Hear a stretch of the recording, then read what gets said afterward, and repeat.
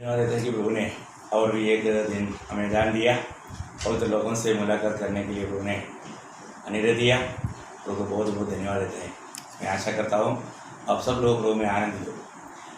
जल्दी से लिए आने वाले प्रभु यीशु मसीह के अति पवित्र नाम में आप सबको मसीह बनाना चाहता हूँ।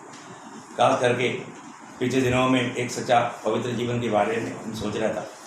फिर आज दुनिया की अवस्था कितना बिगड़ते जा रहा है, संकट बढ़ते जा रहा है, तो हमें इस समय में क्या करना चाहिए। शायद बहुत लोग बहुत प्रकार का घबराहट में हैं। दुख संकट आने के समय में हमें अधिक से अधिक प्रार्थना करना चाहिए। प्रार्थना जीवन पिछले दिनों में कई बार मैंने याद दिलाया। मैं आशा करता हूँ आपका प्रार्थना जीवन बहुत बढ़ गया होगा। बढ़ना ही चाहिए, क्योंकि हमारा प्रार्थना का बहुत बड़ा असर है। पवित्र लोग प्रार्थना में लगे रहेंगे तो जरूर प्रभु इन सारी अवस्थाओं को बदलेगा। जरूर हमारे जीवन में कष्ट तकलीफ आएगा, क्योंकि ये दुनिया हमारे लिए अभी लायक नहीं, हमारे लिए योग्य नहीं, पवित्र लोगों के लिए योग्य नहीं। जो प्रभु के लिए योग्य नहीं था तो हमारे लिए भी योग्य नहीं। लेकिन जब तक प्रभु नहीं आता तब तक हमें ये दुनिया में रहना है और वही शरीर में रहना है। संकट आएगा। दावीद अपने जीवन में 55 भजन संगीता उसका 4-5 वचन में अपने अनुभव से वो गवाही देता है। हे हमारे उद्धारकर्ता परमेश्वर, हमको पुनः स्थापित कर और अपना क्रोध हम पर से दूर कर। अरे 55 भजन संगीता का 4-5 पढ़ रहा है क्या? मैंने कितना बोला था? 85। मेरा मन भीतर ही भीतर संकट में है और मृत्यु का भय मुझ में समा गया है। भय और कपकपी ने मुझे पकड़ लिया है और भय के कारण मेरे रोए रोए खड़े हो गए हैं। तो बहुत बड़ी बात है कि यहाँ पर दावीद कहता है कि मतलब वापस पढ़ना उसका 4 बजे एक थोड़ा रुक करके पढ़ना। मेरा मन भीतर ही भीतर संकट में है। देखा, मेरा मन भीतर ही भीतर संकट में है। मतलब इंसान के जीवन में उनका अवस्था मतलब बहुत बड़ा प्रतिकूल। हम कभी भी जब शायद हमने किसी पर भरोसा किया होगा वो भी हमें धोखा देगा। चारों तरफ से हमें बहुत कष्ट तकलीफ आएगा है। बहुत विश्वास योग्य लोग भी विश्वासघाती निकलेगा। तो जरूर ऐसे समय में क्या होता है कि मन में बहुत ज़्यादा फिक्र होता है, बहुत ज़्यादा मतलब संकट होता है ना। वापस पढ़ना उसको। मेरा मन भीतर ही भीतर संकट में है। हाँ, मेरा मन भीतर ही भीतर संकट में है। हाँ, आगे। और मृत्यु का भय मुझ में समा गया है। देखा, मृत्यु का भय मुझ में समा गया है बोलेगा तो कितना बड़ा संकट में दावीद पड़ गया है। ऐसे समय में मतलब क्या करेंगे? हमारे जीवन में ऐसा बाधा आएगा। अभी आपको मालूम है कई लोग अभी कोरोना का थोड़ा गंभीरता समझ में आने वाले लोग वो कहीं भी थोड़ा कुछ मालूम पड़ता है उधर से भागना चाहता है, बहुत डर जाता है, घबरा जाता है। तो दावीद के जीवन में ऐसा बहुत बड़ा संकट आया। उसका 5 बजे भय और कपकपी ने भय और कपकपी ने मुझे पकड़ लिया है। मुझे पकड़ लिया। देखा, अभी परमेश्वर का दिल का जैसा दावीद, परमेश्वर साथ रहने पर भी वो अभी यहाँ पर एकदम भयभीत हो गया और चारों तरफ का संकट ने उसको इतना डराने बात में पहुंचाया है। बहुत बड़ी बात है। हमारे जीवन में कभी भी किसी का भी जीवन में ऐसे संकट आ सकता है। तो आगे। और भय के कारण मेरे रोए रोए खड़े हो गए हैं। हाँ, देखा, मतलब बहुत मतलब वो बोलता है कि वो एकदम उसमें एकदम डूबने लायक अवस्था में आया है, डूबने लायक अवस्था में आया। बहुत गंभीर बात है। अपने जीवन में कई संकट, कई बार लोग भी कई बार लोग बोलता है अभी मेरे से नहीं होता, अभी मैं ये संकट में डूब जाएगा, नष्ट हो जाएगा है। एक बात मैं आपको बताना चाहता हूँ, हमारे जीवन में अगर हमें प्रभु का बारे में अगर मालूम हो आपके साथ कौन है, कई बार संकट के समय में वो बात हम भूल जाता है। उसका उसी अध्याय का उसका 22 से पढ़ना। अपना बोझ यहोवा पर डाल दे, वह तुझे संभालेगा, वह धर्मी को कभी टलने न देगा। कितना सुंदर बात है। देखा, अभी दावीद ने ये अनुभव से मालूम किया है। प्रियो, हमारे जीवन में ऐसा समस्या आएगा, बड़ा संकट आएगा है, लेकिन हमको ये बात को जानना है कि हमारा संकट को उड़ाने वाला एक प्रभु हमारे साथ है। जब प्रभु को हमारा चिंता है, प्रभु हमारा संकट को उड़ाता है, तो हम क्यों उसमें घबरा जाने का। और यही दावीद ने हमारा कहा था, मृत्यु की तराई में होकर चलूं तो भी मैं नहीं डरूंगा। और तो ऐसा बोलने वाला कुछ परिस्थितियों में डर जाता है। और हम पिछले दिनों में देखा था कितने लोग, पवित्र लोग, प्रभु का महान लोग कुछ ऐसे कारण से डर गया हमारे जीवन में है। हमें नहीं डरना चाहिए। एलिया बहुत बड़ा कर्म कार्य किया और इज़राइल की बात पर वो डर गया। डर कभी भी किसी के जीवन में भी आ सकता है। हो सकता है आप में किसी को किसी प्रकार का कोई डर हो, इसलिए शायद प्रभु याद दिला रहे हो। प्रियो, एक बात जानना, प्रभु के साथ सही नाता रखो। हमारे प्रभु कितना महान है। इस संकट के समय में हमसे दूर नहीं, वो हमारे साथ है और हमें निकट से मिलेगा। तो वही 55 संगीत वचन संगीत का 17 वचन में दावीद एक सुंदर एक अनुभव बताता है। सांझ को, भोर को, दोपहर को, तीनों पहर में दोहाई दूंगा और कराता रहूंगा और वह मेरा शब्द सुन लेगा। क्या सुंदर बात है। देखो, दावीद राजा है, राजा होने के बावजूद भी वो तीनों समय में प्रभु की उपस्थिति में मतलब अपने रो रोकर टूटा हुआ दिल के साथ प्रभु से प्रार्थना करता था। ये बहुत सुंदर बात है। मैं आपको ये बात बताना चाहता हूँ, हमारे जीवन में एक सही प्रार्थना जीवन है क्या?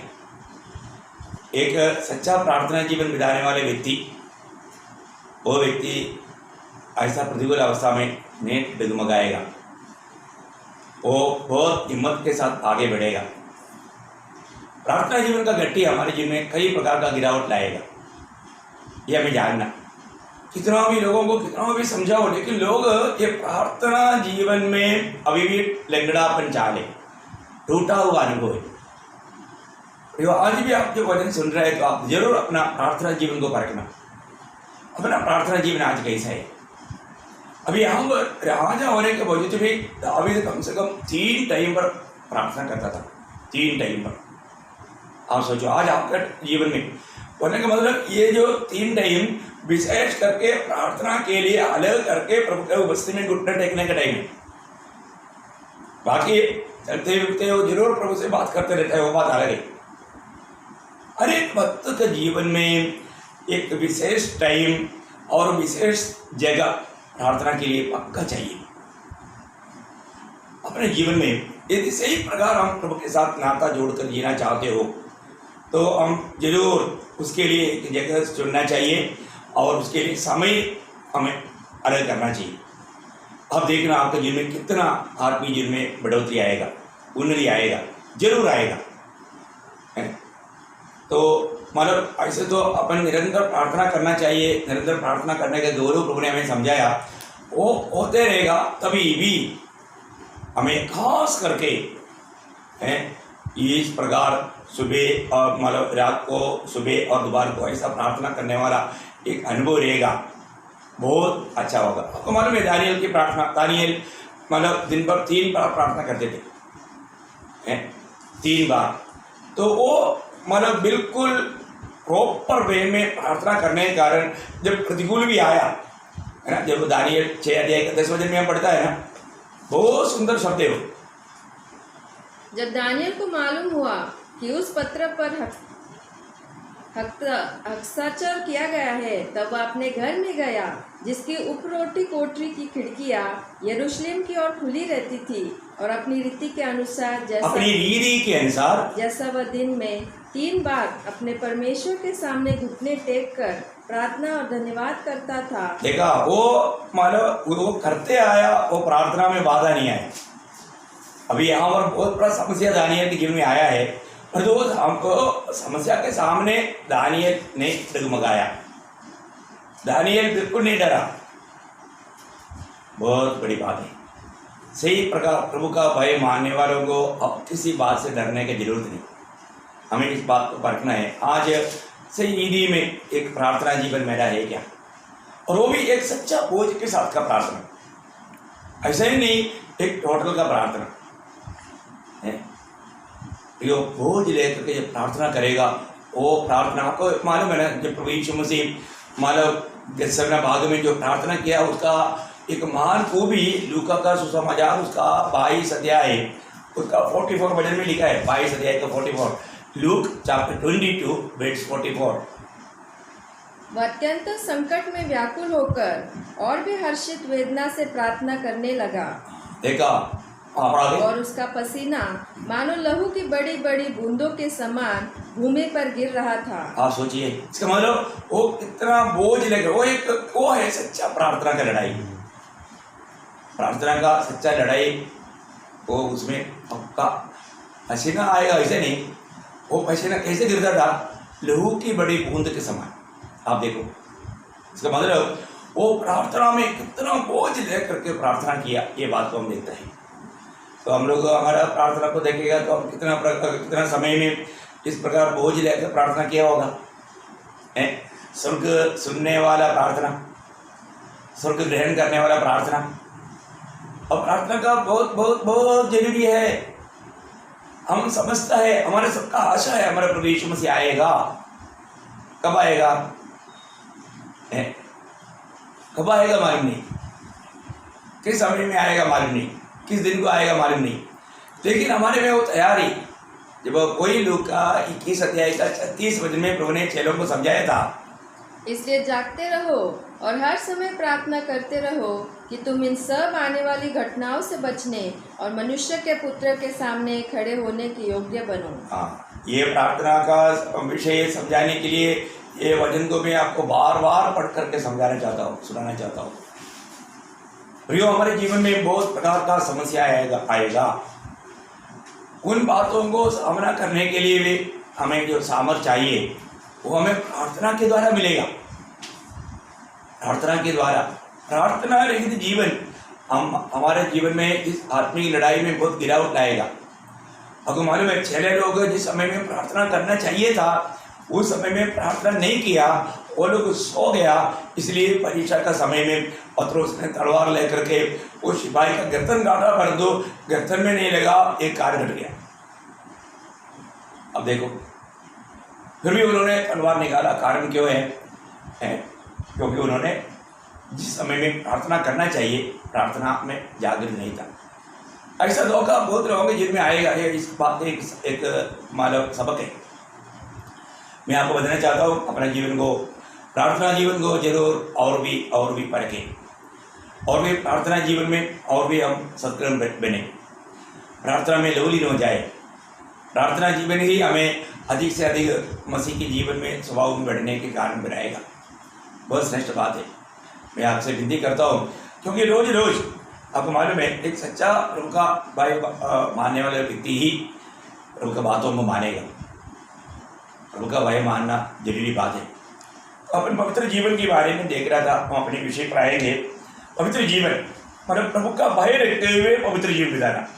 हमने देखा, प्रभु का भय रहते हुए पवित्र जीवन बिताना, प्रभु जो हमसे मांगता है वो हम लोग देखा। आज लोगों के जीवन में नष्ट हुआ दो बात के बारे में मैं आपको बताया था, एक पवित्र जीवन और एक प्रभु का भय। पवित्र जीवन और प्रभु का भय, ये दोनों बात आज बहुत पवित्र लोगों को नष्ट हो गया। हमें वापस बात कर देखना है, वास्तव में आज एक पवित्र जीवन बिताता है क्या? क्योंकि प्रभु बुलाए हुए अनेक लोगों के बारे में हुकुमार में उत्पत्ति 17 अध्याय का पहला वचन में अब्राहम को प्रभु ने कहा, तुम मेरे सामने मतलब खरी चाल चल, सीधी चाल चल, या एक पवित्र जीवन बिताओ। है बहुत बड़ी बात है। प्रभु बुलाए हुए अनेक लोग प्रभु के साथ एक पवित्र जीवन बिताना प्रभु की इच्छा है। अगर हम पवित्र जीवन नहीं बिताएगा तो प्रभु हमारे संग चल नहीं पाएगा। तो हम प्रभु के साथ चल पा रहे कि नहीं? मैं प्रभु के साथ चलना और प्रभु मुझे मेरे साथ चलना, इसमें हमें पवित्र जीवन चाहिए। और प्रभु का भय मानना, प्रभु का भय मानना भी बहुत बड़ी बात है। प्रभु का भय मानेगा तो प्रभु का बातों को हम कभी टालेंगे नहीं। जिस व्यक्ति प्रभु का भय मानता है वही व्यक्ति सच्चा पवित्र जीवन बिता पाएगा। वही व्यक्ति प्रभु की आज्ञाओं को मानेगा।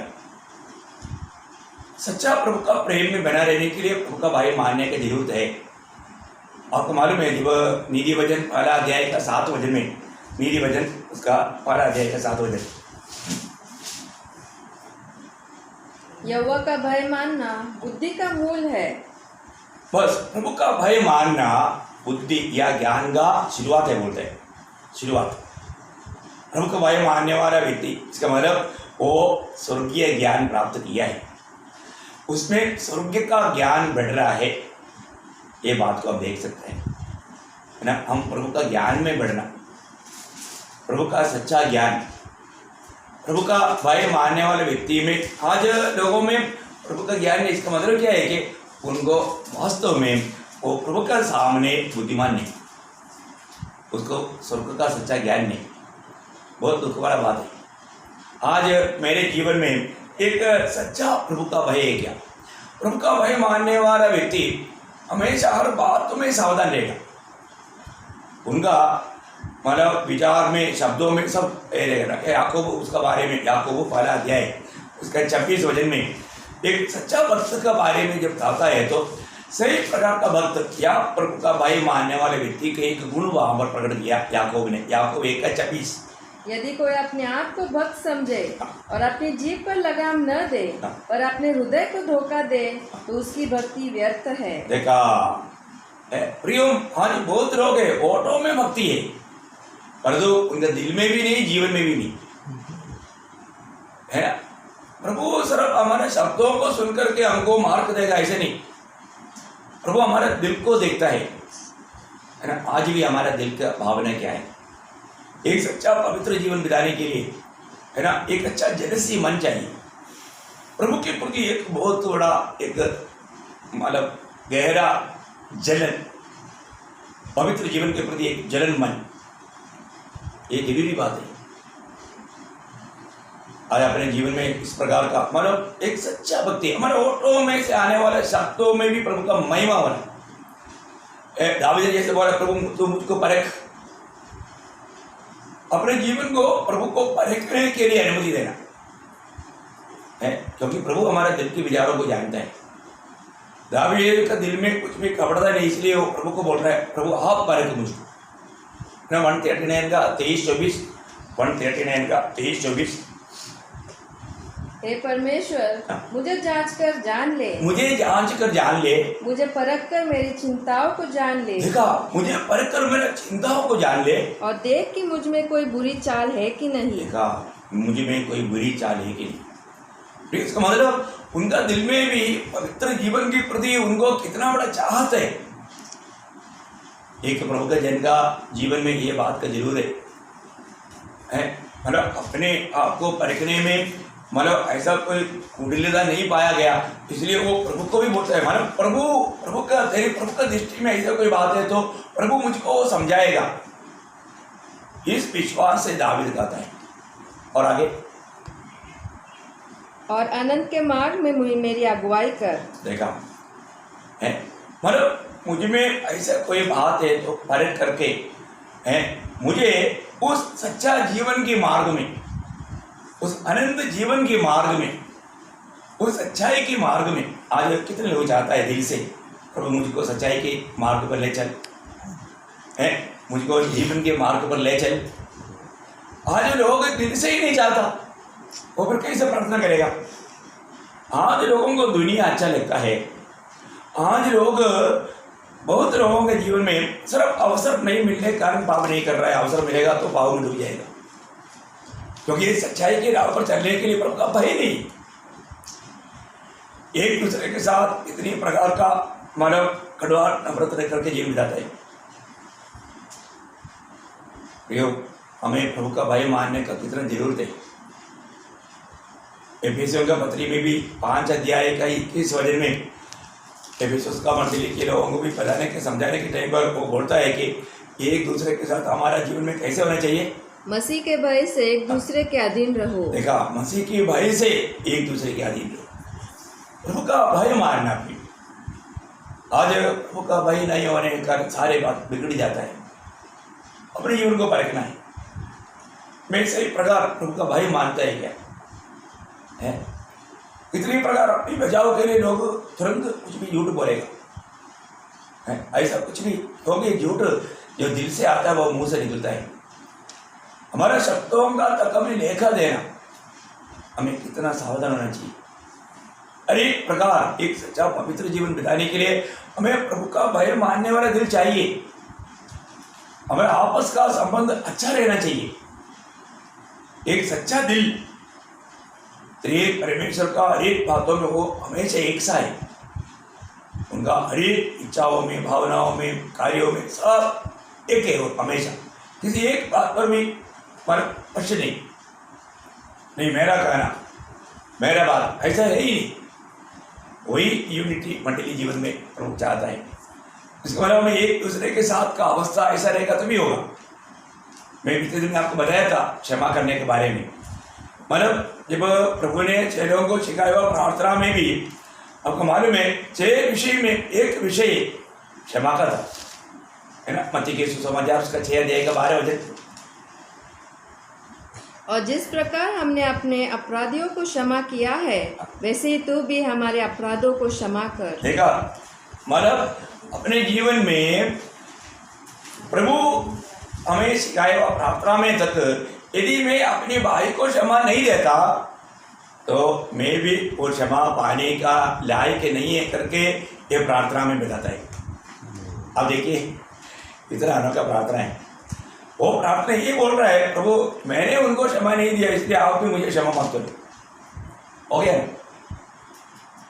अगर हम किसी को भी क्षमा ना करने वाला अनुभव है तो अपन प्रभु से क्या बोल रहे हैं, प्रभु आपने कहा था ना है मैं जैसे दूसरे के क्षमा करता है ऐसा मेरा भी क्षमा कर, है मैं जब क्षमा नहीं किया मेरा भी क्षमा ना कर। देखो प्रभु के साथ का हमारा कार्य कैसा है, अपने जीवन को हमें पढ़कर देखना चाहिए। हर एक बातों में प्रभु की दृष्टि में एक योग्य जीवन बिताना प्रभु वही चाहता है हमसे। जो भी बात मैंने आपको आखिर में बताया था कि प्रभु हमसे जो चीज़ मांगता है वो बात हमने दुनिया में प्रियो और कुछ भी नहीं जीता तो भी हम एक सच्चा पवित्र जीवन बिताने में विजय बना तो बहुत बड़ा विजय है। क्योंकि हमारा प्रभु को हमें जानना, प्रभु का दिल का इच्छा। जब निर्गमन का किताब उसकी 19 अध्याय का 5 वचन में प्रभु का बुलाहट पाए वाले लोगों को उनको प्रभु का दृष्टि में आदर पाने के लिए या प्रभु के लिए श्रेष्ठ रहने के लिए प्रभु ने दिया हुआ एक व्यवस्था हम देखता है निर्गमन 19 अध्याय का 5 वचन। इसलिए अब यदि तुम निश्चय मेरी मानोगे और मेरी वाचा का पालन करोगे तो सब लोगों में से तुम ही मेरा निज धन ठहरोगे। समस्त पृथ्वी तो मेरी है और तुम मेरी दृष्टि में याजकों का राज्य और पवित्र जाति ठहरोगे। देखो कितना अनोखा बात है। मतलब प्रभु हम पर मांग करता है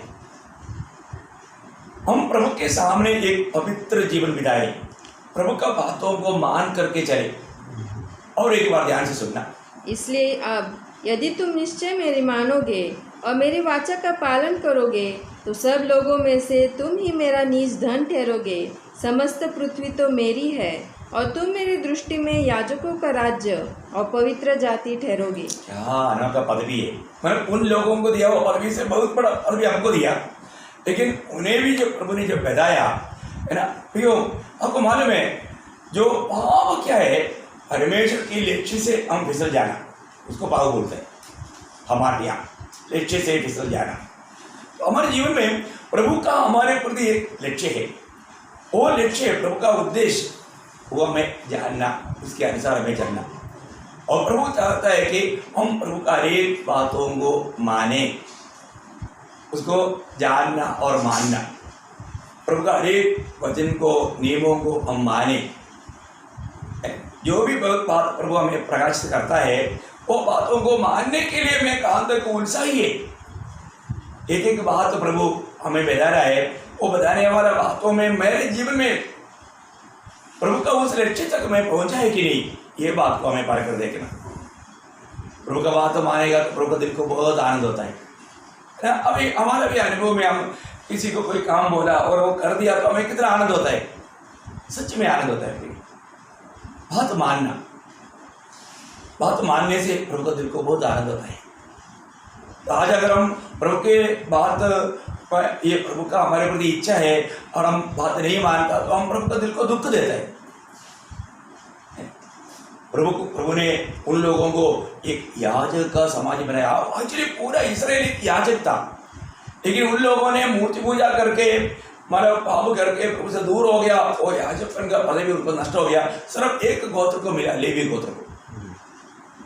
नहीं तो बुढ़ाहट में वो लोग सब याजक लोग थे, परंतु उन लोग प्रभु की व्यवस्था में बनाए नहीं रहा, आखिर में इसलिए वो महान पदवी सिर्फ लेवी गोत्र को मिला। मैं आपको बताना चाहता हूँ, हमारे जीवन में हम प्रभु का सत्य वचन में बना रहे, प्रभु का सत्य वचन में बना रहे। आज हमारे भी बारे में हमने पिछले दिन में भी पहला पत्रोस दूसरा अध्याय का 9 वचन पढ़ा था, हम कौन है? प्रभु का राजक ही है, याजक नहीं। आज प्रभु ने नया नियम की सारे मंडली के सारे लोगों को याजकपन दिया है। हम प्रभु के निकट अभी भी जा सकता है, बहुत बड़ा पदवी प्रभु ने हमें दिया। हम राजा भी है, याजक भी है। हम भविष्य में राजा बन करके प्रभु के साथ राज करेगा। तो अभी ये याजकपन के कामों में हमें विश्वास योग्य रहना। याजकपन के काम अगर हम विश्वास योग्य नहीं करेगा, किसी कारण राज्य में राजा बन करके भी नहीं रहेगा। यहाँ पर हमें विश्वास योग्यता चाहिए, हमें इसमें प्रभु के साथ बना रहना चाहिए, क्योंकि दूसरा तिमोथी दूसरा अध्याय का 11-12 वचन आपको मालूम है, जो मेरे साथ कष्ट सहेगा वो मेरे साथ राज करेगा। आज इस जीवन में हमें प्रभु के साथ कष्ट सहना है।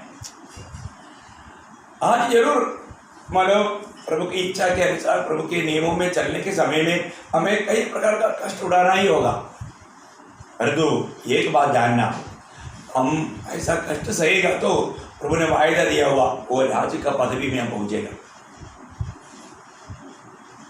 अगर हम इस समय में कष्ट सहने के लिए तैयार नहीं है तो फिर हम राज्य में भी प्रभु के साथ नहीं मिलेगा। तो उस समय में प्रभु ने इस्राएल को ये वचन दिया था। और एक वचन पढ़ना वहाँ पर इब्रानियों का पत्री उसका 10 अध्याय उसका 36 से 39, इब्रानियों उसका 10 अध्याय का 36 से 39।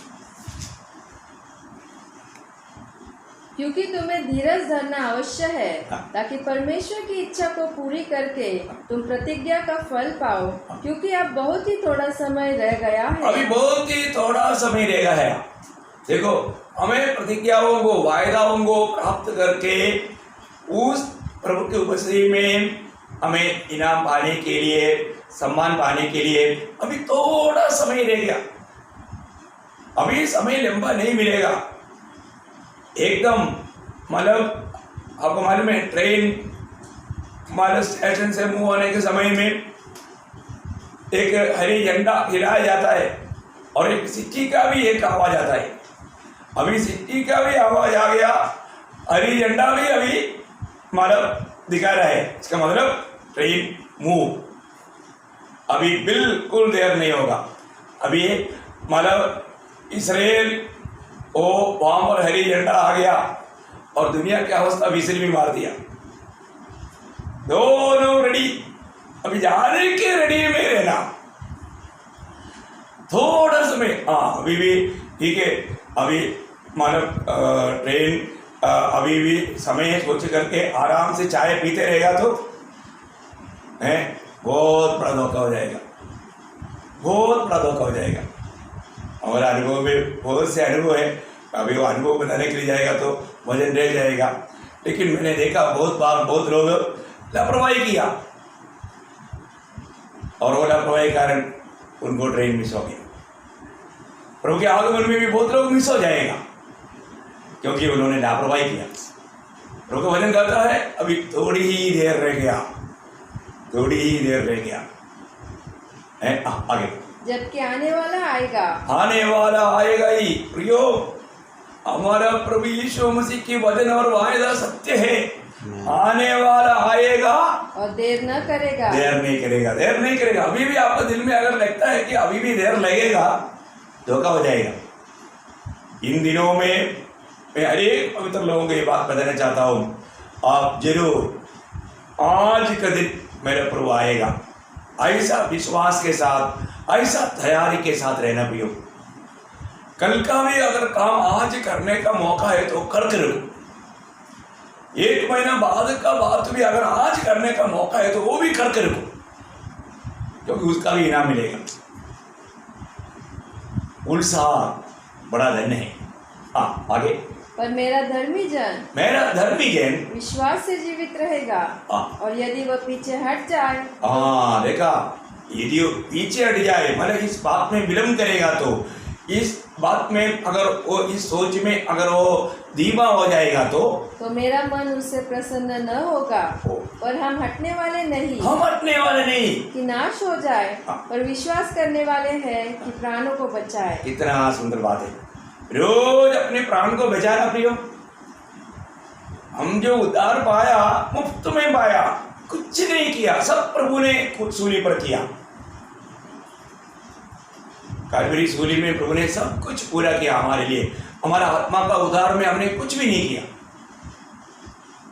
लेकिन हमारा जीवन में कितना भाग है आपको मालूम है? 12 थिस्सलुनीकियों 5 अध्याय का 23 वचन है, हमें आत्मा है और प्राण है और एक शरीर है। ये तीनों का उद्धार एक ही साथ में नहीं, ये अलग अलग समय की बात है।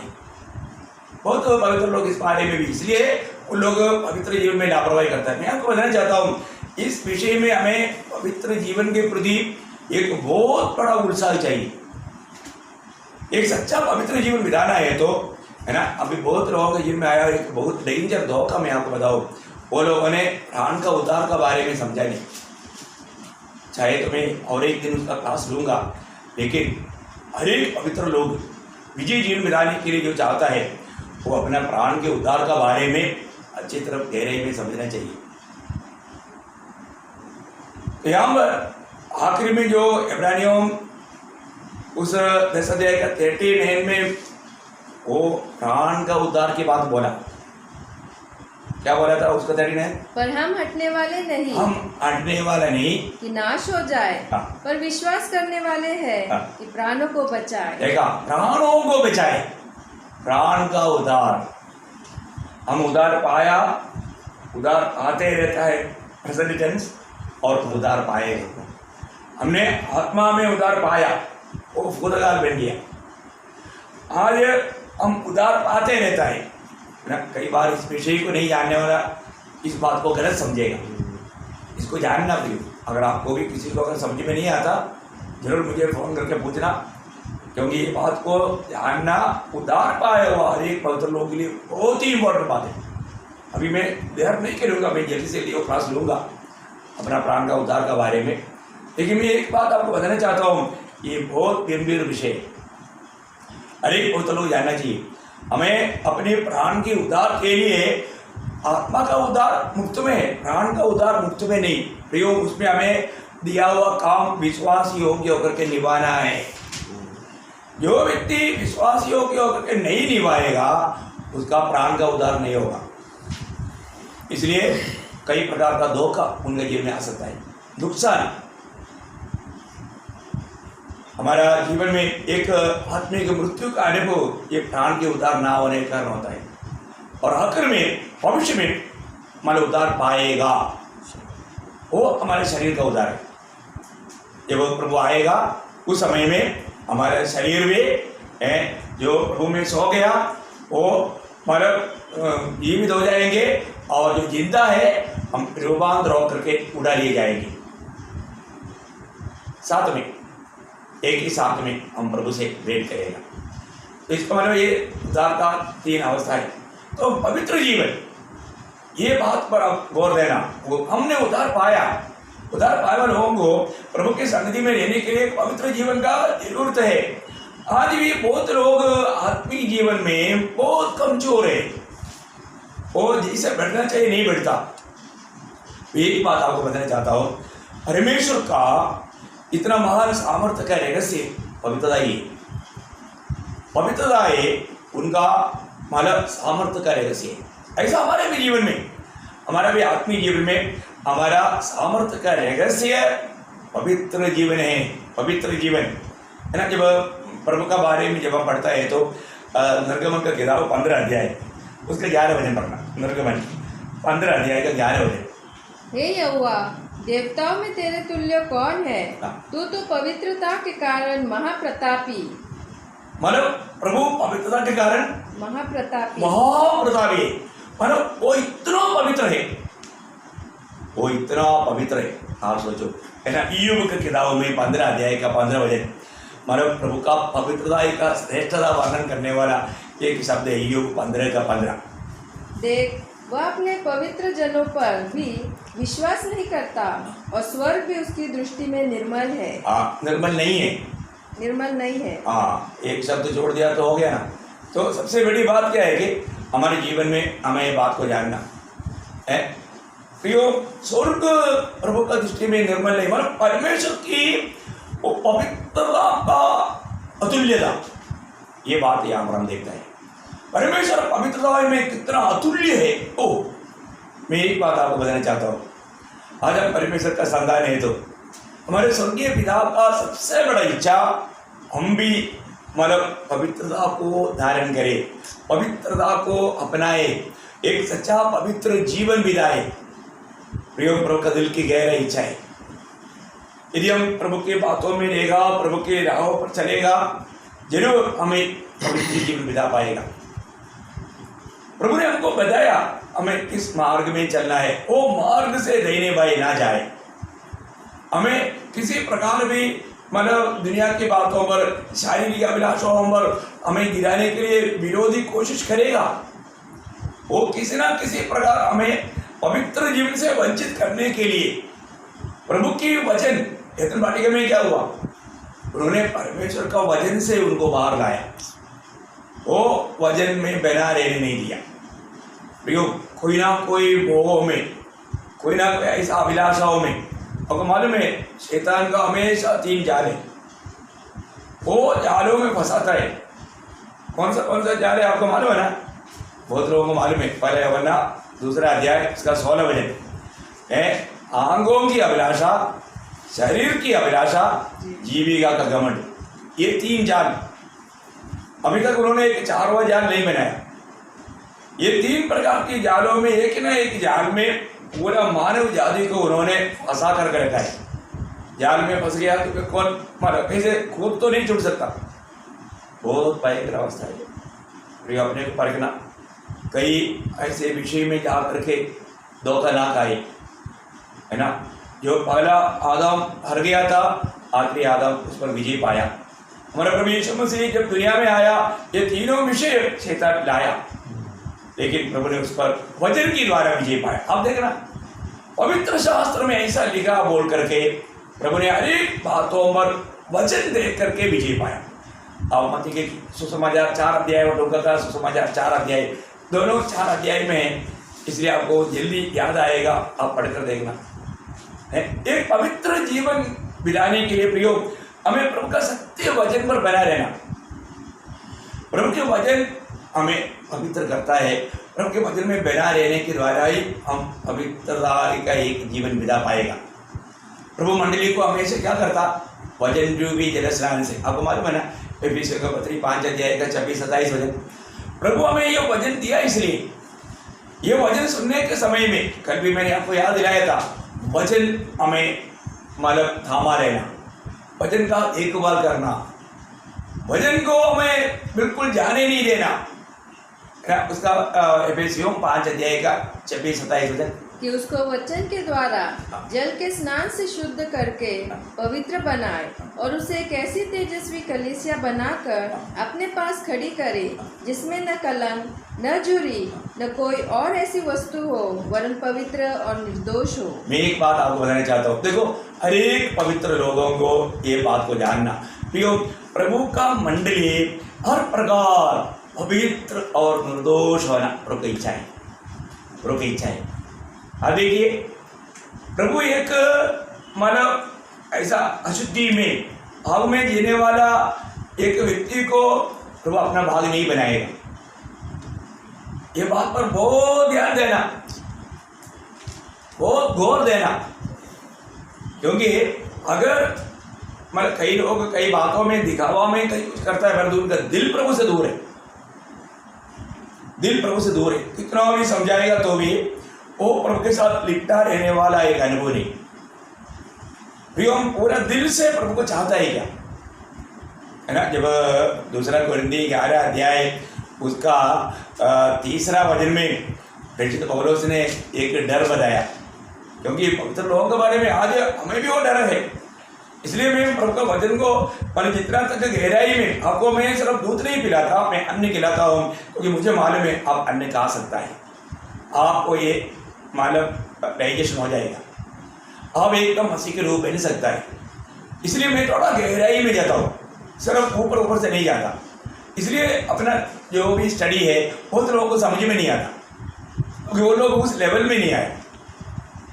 इसी कारण मैं आपको बोलना चाहता हूँ, जो भी नया सुनता है तो उनको जो भी समझ में नहीं आया जरूर आप फ़ोन करके पूछेगा तो बहुत अच्छी तरह वो बात को समझाएगा, क्योंकि आपका उस यहाँ तक विषय में आपका बढ़ोतरी नहीं हो। हाँ, अभी एक शब्द पढ़िए। परंतु मैं डरता हूँ कि जैसे सांप ने अपनी चतुराई से हवा को बहकाया, वैसे ही तुम्हारे मन उस सीधाई और पवित्रता से जो मसीह के साथ होनी चाहिए कहीं भ्रष्ट न किए जाए। देखा, हमारा मन किसी प्रकार भी प्रियो, प्रभु हमारा मन को देखने के समय में वहां पर प्रभु ना चाहने वाला कुछ भी बात ना रहे।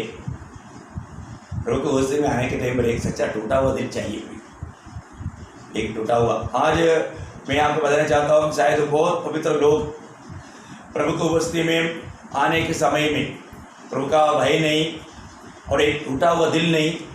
ये सब क्यों आपको मालूम है?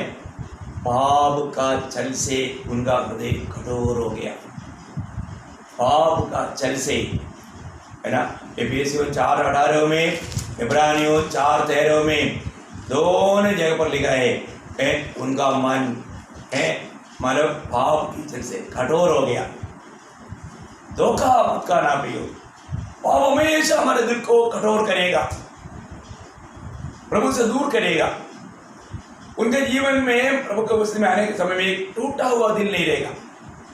आप सोचो, आप प्रभु की पवित्रता के निकट आया, कितने समय में आंसू बहाया, आंसू बहा पा रहा है।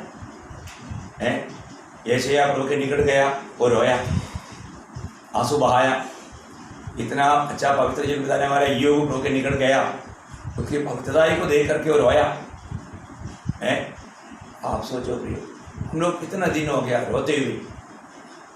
सही में प्रभु मेरा स्वर्गीय पिता कितना पवित्र है और वो हमारे से मांग करता है। प्रभु बोलता है कि जैसा मैं पवित्र है तुम पवित्र बनो। प्रभु का दिल की चाहत है प्रियो।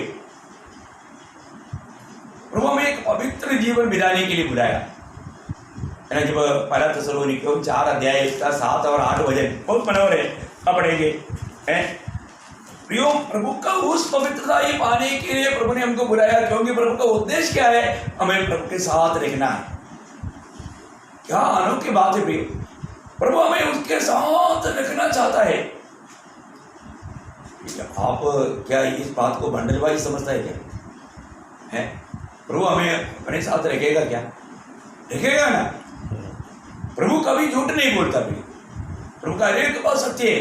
आप इस बात पर थोड़ा गौर दो प्रियो। कैसे भी जीवन बिता करके मतलब ये चांस, ये अच्छा मौका खोने ना दे, इसको आप बहुत गौरव से जाने। पहला थिस्सलुनीकियों 4 इसके 7-8 वचन। क्योंकि परमेश्वर ने हमें अशुद्ध होने के लिए नहीं परंतु पवित्र होने के लिए बुलाया है। इस कारण जो इसे तुच्छ जानता है वह मनुष्य को नहीं परंतु परमेश्वर को तुच्छ जानता है, जो अपना पवित्र आत्मा तुम्हें देता है। क्या गंभीर वचन है प्रियो, है प्रियो। अगर आज हम एक पवित्र जीवन बिताने के लक्ष्य में, जीवन की यात्रा में अगर नहीं है, तो हमें जो प्रभु ने पवित्र आत्मा दिया, हम उस आत्मा को भी, प्रभु को भी, सबको तुच्छ कर दिया। प्रभु ने हमें पवित्र होने के लिए बुलाया। हम हरेक चाल चल में, इसलिए आपको बताया, अपना हरेक अवस्थाओं में, हमारा बातों में, भावनाओं में, चाल चलन में, हर बात में। आज दुनिया कितना बदल गया, मैंने शायद आपको बताया था। तो मानो एक बार एक व्यक्ति बस में यात्रा कर रहा था। उस समय में अभी आपको मालूम है, और अभी कोरोना के समय में अभी भीड़ कम रहेगा, और तो पहले भीड़ बहुत रहता है। तो मतलब उस व्यक्ति के सामने मतलब एक व्यक्ति जवान बचा खड़ा था, तो उन्होंने बोला बेटे थोड़ा सा साइड में हो जाओ। तो मतलब उसका सामने खड़ा हुआ, उस बच्चे के सामने खड़ा हुआ वो व्यक्ति बोलता है वो मेरा मतलब वो बेटा नहीं है, बेटी है, वो बेटा नहीं बेटी है। तब वो व्यक्ति ने पूछा क्या हाँ उसका बाप है? नहीं मैं उसका माँ है। बोलने का समझ गया ना, मतलब माँ में भी आदर्श नहीं, बेटी में भी आदर्श नहीं, दोनों हिप्पी बन करके, माँ भी जीन्स पहना, दोनों जीन्स पहना है। देखो देखने वाला ये व्यक्ति ने सोचा ये लड़का है, तो लड़का नहीं लड़की था। तो उसने सोचा जो उसके सामने जो खड़ा है वो जो बोल रहा है वो लड़का नहीं लड़की है, वो तो कम से कम उसका बाप होगा, बोलते नहीं उसको माँ है। देखो बोलने का अर्थ क्या है, लोगों में इतना गिरावट, प्रभु के वचन के खिलाफ यात्रा करने वाला एक समय। प्रियो प्रभु का वचन कहता है तुम अपनी सारे चाल चलन में पवित्र बनो। प्रियो प्रभु का हमारे प्रति चाहत को जानो, हम दुनिया के सदृश ना बने। हमारा हर एक बातों में है ना, कोई भी पवित्र जन है जीन्स पहन करके चलता है, कई लोग मंडली में नहीं आता भरदो बाहर चलता है। मैं आपको बताना चाहता हूँ आप बिल्कुल शैतान के अभिषेक में हो, आप बिल्कुल प्रभु के मार्ग में नहीं, बिल्कुल गलत है। आपका दिल गवाही देता होगा, फिर भी आप प्रभु के आवाज को भी तोड़ करके आप आगे जाते हो, गलत बात है भी। और मैं आपको बोलना चाहता हूँ बहुत लोगों का ड्रेसिंग जो है वो ड्रेसिंग में बिल्कुल एक अच्छा पवित्र जन का योग्य जीवन नहीं। मैं बहुत नम्रता से विनती करता हूँ प्रियो एक पवित्र जीवन बिताओ। आपकी मतलब ड्रेसिंग ऐसा कई लोगों का ड्रेसिंग में मतलब दूसरे लोगों से पाप कराएगा। प्रियो आप वो पाप करवाने वाले व्यक्ति बनकर के आप प्रभु का दृष्टि में श्रापित बनेगा, सजा का योग्य बनेगा। हमारा कोई भी प्रकार का आचरण से, हमारे कोई भी प्रकार का मतलब अपना जीवन की ड्रेसिंग से दूसरे को पाप करने का मौका कभी ना देना प्रियो। अगर आपके कारण दूसरा पाप कर रहा है तो उसका सजा आपको मिलेगा, आपको पक्का मिलेगा। प्रभु अपना तराजू में तोलता है प्रियो। इसलिए मैं आपको बताना चाहता हूँ प्रभु का हमारे प्रति इच्छा क्या है। आज एक सच्चा पवित्र जन को, पवित्र मंडली को मिलना बहुत मुश्किल है। मंडली में बहुत प्रकार का लोग हैं, लेकिन मैं आपको बहुत नम्र विनती करना चाहता हूँ अभी समय इतना निकट आ गया प्रियो, हमें प्रभु से भेंट करने का समय इतना निकट आ गया। अभी जरूर सोचो मेरे जीवन में किसी प्रकार प्रभु के वचन के खिलाफ में, प्रभु की इच्छा का खिलाफ में मुझे भी कोई बात है क्या, मेरे जीवन में ऐसी कोई चार्चल है क्या।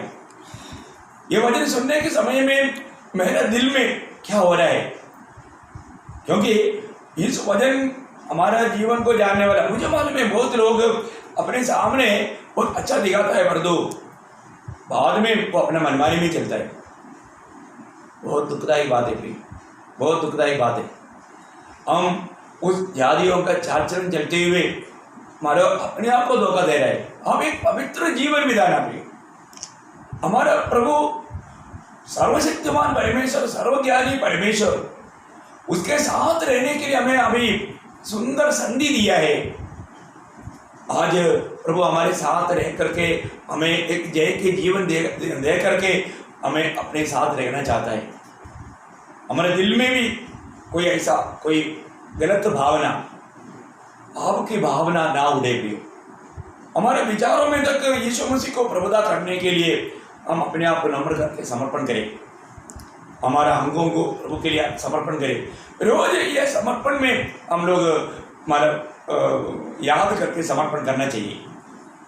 जैसे हम समर्पण करेगा वैसे प्रभु हमको इस्तेमाल भी करेगा। यहाँ पर प्रभु का भजन गाता है, तुझे अपने आप को क्या करना है, पवित्र करना है।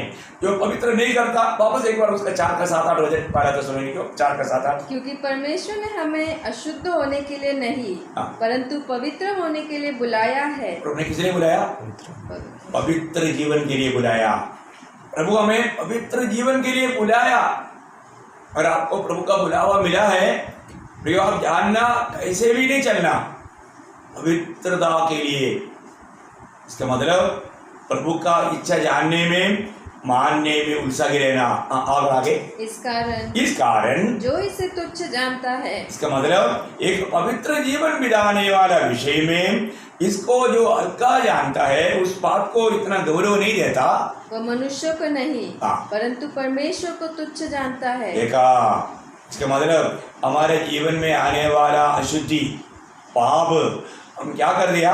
परमेश्वर को तुच्छ जाना, परमेश्वर को तुच्छ किया। हो, इतना भयंकर बात है, इतना भयंकर हमारा धोखा है। प्रभु को तुच्छ जानना, हमारा जीवन का श्वास प्रभु का हाथ में है। आज हम जिंदा है, प्रभु की दया है, प्रभु हमें अवसर दे रहा है। एकदम दिल में एकदम टूटा हुआ दिल चाहिए, प्रिय प्रभु के वचन के सामने भय मानने वाला दिल चाहिए। हम प्रभु को और प्रभु का आत्मा को दुख ना दे, दुख ना दे। प्रभु ने हमें एक पवित्र जीवन के लिए बुलाया है, तो हमें पवित्र जीवन बिताने के लिए सही समर्पण चाहिए। अपने मनमाने का जीवन मत बिताओ। अनेक बातों में प्रभु की इच्छा जानो। प्रभु की इच्छा है कि तुम पवित्र बनो। उसका तीसरा वचन में अभी हम पढ़ा था ना, वही पहला थिस्सलुनीकियों 4:3। क्योंकि परमेश्वर की इच्छा यह है कि तुम पवित्र बनो। देखा, तुम पवित्र बनो, परमेश्वर की इच्छा यही है, तुम पवित्र बनो। हमारे बारे में प्रभु का प्लान, पद्धति सब प्रभु ने हमें प्रकट करके दिया। हमको ये जानना, हम प्रभु में आने के बाद में हमारे प्रति प्रभु की इच्छा जानना, प्रभु ने मुझको क्यों बुलाया है एक पवित्र जीवन के लिए। मैं किस रीति में पवित्र जीवन बिता सकता है? मैं प्रभु की इच्छा जान करके उसकी इच्छा में बना रहने के द्वारा, उसके सत्य वचन में बना रहने के द्वारा। जब तक हमें पवित्र जीवन नहीं बिताएंगे, प्रभु के साथ का संगति नहीं मिलेगा, हमारे आत्मीय जीवन में उन्नति नहीं मिलेगा। देखो, प्रभु का हमारे बारे में बहुत गहरा योजना है। हमेशा पवित्र लोगों को याद करने के लिए बताया हुआ एक वचन है, यिर्मयाह 29:11। यिर्मयाह नबी की किताब उसका 29 अध्याय का 11 वचन। क्योंकि यहोवा की यह वाणी है कि जो कल्पनाएं मैं तुम्हारे विषय करता हूँ उन्हें मैं जानता हूँ, वे हानि की नहीं वरन कुशल ही की है, और अंत में तुम्हारी आशा पूरी करूँगा। देखा, अंत में तुम्हारी आशा पूरा करेगा।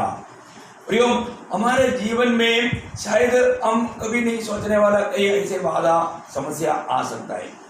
मत डरो, मत डरो, निराश मत हो, कुड़कुड़ाओ मत। प्रभु अनेक बातों को भलाई में बदलेगा। और प्रभु के प्यार में बने रहो, और प्रभु की इच्छा में बने रहो। एक बात सच है, मैं आपको बताना चाहता हूँ, आपको ये बात का निर्णय है कि प्रभु ने मुझको चुना है, प्रभु ने मुझको बुलाया है।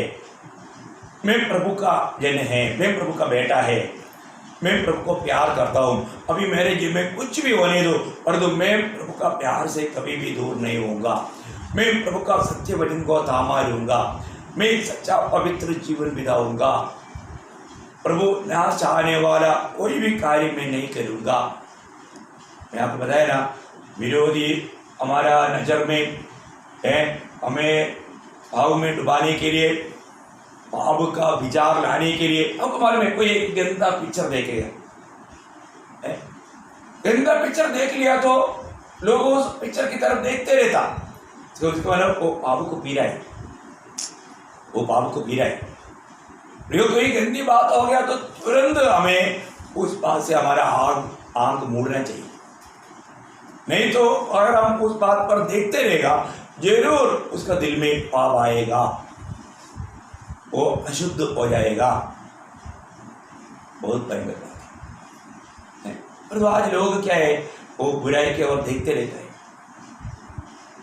इसलिए मैं आपको बताया ना, ये जो हमारा मोबाइल में आजकल बहुत लोग है ना, बहुत दिखाने के टाइम पर क्या बोलेगा, मैं पढ़ाई कर रहा है, मैं भजन देख रहा है, भजन देख रहा है, और तो सच में वो नहीं, इसको वहां पर भी वो झूठ बोल रहा है, क्योंकि दिल में झूठ का पीड़ा आ गया है। अभी उनको झूठ बोलने में कोई डर नहीं। लोगों को घुमाता है। प्रियो, वो दिल को कंप्लीट शैतान ब्लाइंड कर रहा है, अंधा बना रहा है, और वो एकदम शैतान का शिकार बनते जा रहा है। जरूर वो व्यक्ति प्रभु के साथ नहीं रह पाएगा। आज यहाँ पर प्रभु के साथ नहीं रहता तो फिर अनंत काल में भी जिसके साथ आप रहता है उसके साथ रहेगा। इसलिए ऐसे लोग चारपाई पर सोने के लिए जाएगा तो भी उनको नींद नहीं आता, क्योंकि उनको दुनिया की बात है, उस चिंता उसको डुबा देगा। उसको और भी उस बिस्तरे में भी वो पाप सोचते हुए और भी उनका माइंड और दिमाग सब खराब हो जाएगा। पूर्ण रूप में चोर किस लिए आता? चोर किसी को भी बिरयानी खिलाने के लिए नहीं आता है, वो जीवन का मार्ग बताने के लिए नहीं आता। चोर चोरी करने के लिए, घात करने के लिए, बर्बाद करने के लिए आता है। शैतान चोर है। इसलिए ऐसे बातों पर मत डूबो। प्रभु का हमारे प्रति महान योजना है। आज हम प्रभु को अपने जीवन सौंपा है तो हमें ये बात को जानना, जरूर वो हमारे लिए महान कार्य करेगा। मैं प्रभु की बुलाया हुआ है तो बुलाया पाया हुआ हर एक लोगों को प्रभु ने क्या किया? जब रोमियो का पत्री उसका 8 अध्याय उसका 20 में और 30 में, क्योंकि जिन्हें उसने पहले से जान लिया है उन्हें पहले से ठहराया भी है कि उसके पुत्र के स्वरूप में हो, ताकि वे बहुत भाइयों में पहलोटा ठहरे। फिर जिन्हें उसने पहले से ठहराया उन्हें बुलाया भी, और जिन्हें बुलाया उन्हें धर्मी भी ठहराया है, और जिन्हें धर्मी ठहराया उन्हें महिमा भी दी है। वो शब्द पढ़ने के टाइम पर वहाँ पर 5 बात लिखा है। 5 बात। पहली बात पहले से जाना, फिर पहले से ठहराया, फिर बुलाया, फिर धर्मी ठहराया और महिमा भी दी। 5 बात, बहुत अनमोल बात है। अब उस वचनों को थोड़ा ध्यान से पढ़ना प्रिय है। प्रभु ने हमें पहले से जाना। आपको मालूम है प्रभु किसी के लिए भी नरक नहीं बनाया प्रिय, मनुष्य के लिए नरक नहीं बनाया, शैतान और उनका दूतों के लिए बनाया। परंतु जो प्रभु का बात नहीं मानेगा वे लोगों को वहां पर जाना पड़ेगा। प्रभु ने मनुष्य के लिए नरक नहीं बनाया, परंतु उन मनुष्यों को भी वहां पर जाना पड़ेगा जो प्रभु की बात को हम पर विश्वास नहीं करता, प्रभु पर विश्वास नहीं करता, प्रभु की बात को नहीं मानता। ये एक भयंकर बात है। अभी हर एक को चुनने का समय, प्रभु सबको बुलाता है। प्रभु का इच्छा है सबका उद्धार हो, एक भी जन नाश होना प्रभु की इच्छा नहीं। परंतु प्रभु पहले से जानता है ये व्यक्ति को कितना भी अनुग्रह देगा तो भी ये कभी नहीं सुधरेगा, तो मेरी बात को नहीं मानेगा। परंतु प्रभु ने उनको नरक के लिए नियुक्त नहीं किया, उसका भी जीवन में उद्धार होना प्रभु की इच्छा है। एक जन भी नष्ट होना प्रभु की इच्छा नहीं। इसलिए आदम या पीढ़ियों का पापों का प्रायश्चित का मेरी प्रभु अपने आप को देख करके किया। आज आदम या पापों में होकर के कोई नरक में नहीं जाएगा। आज नरक जाने का एकमात्र कारण प्रभु ने तैयार किया हुआ इस उद्धार को अनसुनी किया, इस उद्धार को नहीं स्वीकार। उसके एक ही कारण से आज लोगों को नरक जाना पड़ रहा है। बहुत विस्तार से समझाने वाला बात है, प्रभु का अनुग्रह तो बाद में आपको बात समझाएगा। एक बात आपको बताना चाहता हूँ, आज उस पाप की भयंकर सजा अनंत काल का उस नरक की आग से बिच गया, ये अनुभव अपने जीवन में है क्या? कलवरी सूली में प्रभु ने मानव जाति के उद्धार के लिए अपने पवित्र लोगों बहाया, अपने आप को हमारे लिए दे दिया, और वो हमारे लिए मारा गया, गाड़ा गया और तीसरा दिन जी उठा। आज वो पिता के रहने वाला बेटा है, वो फिर से आने वाला है। ये प्रभु यीशु मसीह पर आपने विश्वास किया है?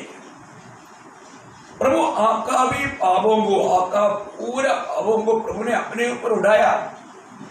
ये सच्चाई पर विश्वास करना भी, हमें बचाने वाला, हमें उद्धार करने वाला, हमें मुक्ति देने वाला एकमात्र व्यक्ति प्रभु यीशु मसीह है। प्रभु यीशु मसीह के नाम पर हमें पाप क्षमा है। वही सिर्फ हमारे पापों से छुड़ाने के लिए स्वर्ग से ये दुनिया में आया और हमारा उद्धार का कार्य पूरा करके वो स्वर्ग में गया, और वो वापस आएगा बिना पाप का आएगा। इब्रानी 9:28 में लिखा है कि मतलब वो बिना पाप का प्रकट होगा। इनके लिए ये उनका बाट जो होता है, प्रभु के आगमन की बाट जो होकर के एक सच्चा पवित्र जीवन बिताने वाला पवित्र लोगों को लेने के लिए हमारा प्रभु यीशु मसीह आएगा। आज भी वह आगमन हो सकता है। क्या अपने जीवन को आपने परखा? अपने जीवन को आपने जांचा? मैं आशा करता हूँ प्रियो, रोज इस बात को परखना, मैं आज एक पवित्र जीवन बिता पा रहा है। मैंने उधार पाया हुआ व्यक्ति है तो मैं प्रभु का बेटा है, मैं उस स्वर्गीय पिता को महिमा देने वाला एक जीवन बिता रहा है कि नहीं? मेरे जीवन से मेरा स्वर्गीय पिता का महिमा हो रहा है कि नहीं? ये बात को परखो। समय बहुत निकट है, समय बहुत निकट है। अभी इतना समय रहेगा अपने को मालूम नहीं, लेकिन मैं बार बार आपको यही बात बताना चाहूँगा, शायद हमारे लिए बहुत लंबा समय लग रहा होगा, लेकिन नहीं, समय बहुत निकट है। उस अनंत काल की तैयारी में रहो। ये जीवन बहुत जल्दी खत्म हो जाएगा, हमें उस अनंतता की तैयारी में रहना। प्रभु को बहुत महिमा देता हूँ। प्रभु ने इन वचनों को आपके साथ बांटने के लिए मौका दिया। प्रभु ने दिया हुआ एक भी बात, प्रभु ने मानो दिया हुआ अभी बहुत बात बांटना बहुत बाकी है, लेकिन समय को देख करके आप लोगों को भी ध्यान करने के लिए समय चाहिए। आप 1 घंटा सुना तो इसका तैयारी के लिए शायद 24 घंटा चाहिए। इसको एक दिन में 25 घंटा है, तो 1 घंटा इसमें गया तो बाकी 13 घंटा है, 23 घंटा है, आपको कम पड़ेगा। इसके बाद आपको उत्साह को बढ़ाना पड़ेगा। तो मैं आशा करता हूँ आप अच्छा उत्साह के साथ प्रभु का कार्य करोगे, प्रभु का दिल को आनंद करोगे और आप भी सच्चा आनंद पाओगे। जो व्यक्ति सच्चा पवित्र जीवन बिताएगा उसका दिल में जरूर वो आनंद से उमड़ने वाला अनुभव रहेगा और वो बराबर प्रभु का वाणियों को सुन पाएगा। तो मैं आशा करता हूँ आप एक विजय पवित्र जीवन बिताते हुए, प्रभु का दिल को प्रसन्न करते हुए प्रभु के आगमन की बाट जोने में इन वचनों के द्वारा आपको सहायता करे। और एक बार विवेक और दीपिका और मेरी से ग्रेस और मेरी तरफ से भी जल्दी से ले आने वाला प्रभु यीशु मसीह की अति पवित्र नाम में आपको मसीह देता हूँ। प्रभु का अनुग्रह आपके साथ।